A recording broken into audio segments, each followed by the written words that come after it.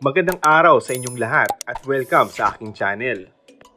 Tila may pasimpleng banat si Vice Ganda sa batikang kolumnista na si Christopher Min.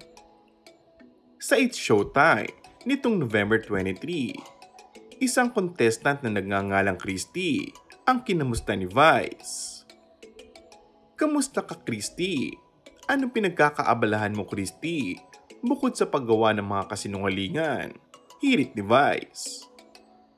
Raket-raket lang po, sagot naman ng contestant.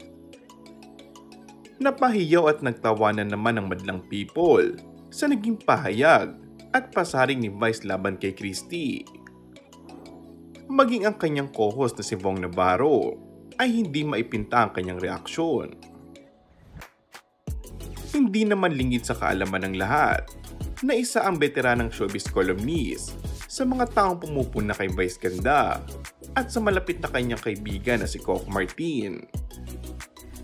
Matatandaan kamakailan ay pinuntiryan nito sa mga programa niya ang BFF ni Vice na si Coco at ang kapamilya actress na si Julia Montes.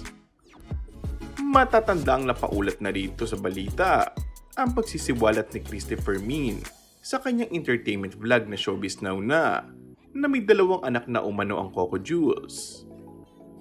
Dito'y kinumpirma niya ang mga haka-haka na may anak na ang 2.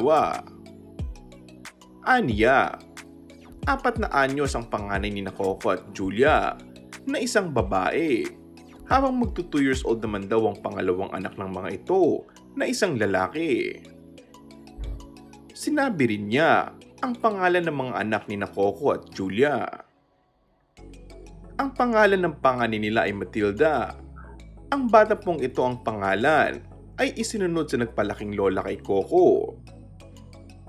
At kamakailan lang po ay bininyagan naman ng batang lalaki. Siguro po, naramdaman naman din ninyo noong may mag-post tungkol sa party. And that's all for our today's video.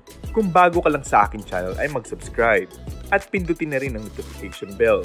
Maraming salamat!